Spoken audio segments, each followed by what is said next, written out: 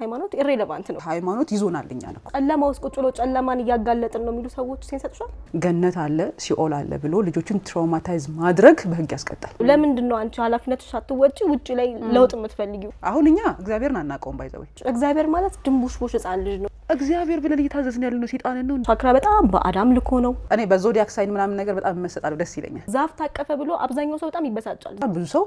እንትን ድራማ እየሰራ ነው ሰይጣን ነሽ